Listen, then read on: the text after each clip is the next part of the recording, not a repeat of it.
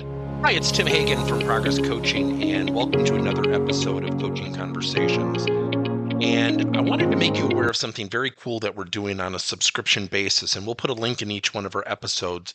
But every Wednesday, we're going to be doing what we call an audio podcast workshop. That workshop will be roughly about 14 to maybe 20 minutes per episode, with each month having a theme from a coaching model, using feedback strategically, to coaching self-awareness, and so on.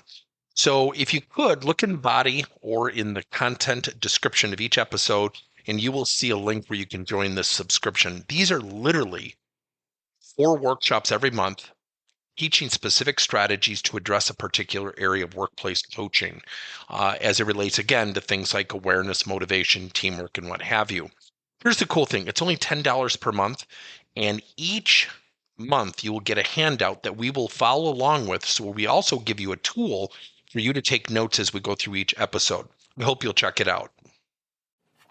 Recently, I did a webinar with one of my favorite companies in the world, Training Magazine. And Training Magazine, we always do stuff on coaching and training. And I had a couple questions from people saying, how do you get buy-in? How do you get buy-in from your leaders to coach? And I'm going to teach you something. So this podcast episode is about training departments or L&D departments learning how to coach leaders to coach without asking them to coach. Doesn't make sense, does it? So let me give you an example, and I'm going to give you a quick story. I remember we were in an organization, and the VP of sales was asking about a training program, and he was really kind of steering the conversation. And when coaching came up, I remember this reaction. He said, look, we don't have time. We're really busy. Not once did he say, hold on a second. Do you think that'll raise our numbers? Will that help our leaders? Will that help our people sell more? Never did that. His immediate triggered reaction, demonstrating the emotional tenets of self-regulation really well, was to push back. We don't have time. So you're going to put your people through training without reinforcement? It makes no sense. So what we have to do is also, as L&D professionals, learning and development professionals, is to learn how to coach people so they will coach without asking them to coach. So in this meeting, I looked at him and I said, okay, it sounds like you're really busy. I didn't fight him. He said, yeah, we are. We just don't have time to coach. And I said, well, let me ask you something. I said, where are the numbers this year? He said, we're a little flatline. We're up a couple points. I said, okay. I said, what's the goal next year? What has been your objective? And he said, well, I've been told, key phrase, what I've been told is we need to get our sales up 10 points. And I said, wow, that's about an 8% increase from a year that, according to you, were only up 2 points, right? He said, yeah. I said, give me the 3 areas that, boy, if my salespeople did X, Y, Z better, what are the first 3 things that come to your mind? He said, handling objections, selling value, and handling price. I said, awesome. I said, do you mind if I kind of dive in deeper? And he said, sure, go ahead. I said, so when you get to price and someone says your product or service is too expensive, what do you want your people to do? And he said, well, they have to sell value. I said, okay, let me dig deeper. That's a narrative. You're kind of narrating high level the expectation. In that moment, what do you want them to do and say? He said, I don't know. I would have to ask my leaders. I said, what do you think they're saying? He said, I don't know. And I said, well, let me ask you another question. When it comes to price, I already know the answer, so this is a trick question. And he started laughing and go, not in the traditional sense of nervousness.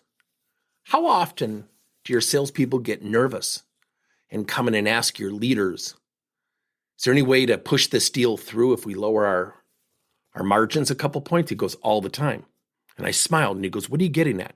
I said, there's something called the tiers of learning: knowledge, skill, and behavior. Training will give you the knowledge. Skill will be practice and repetition.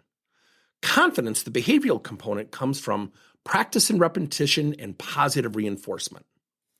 If your people were to be given a proven progression and they were conditioned to handle these responses for price and selling value and handling various types of objections, and it got you those 8 points potentially beyond, and they were highly skilled in the 3 areas you had no problem bringing up in a very short time frame.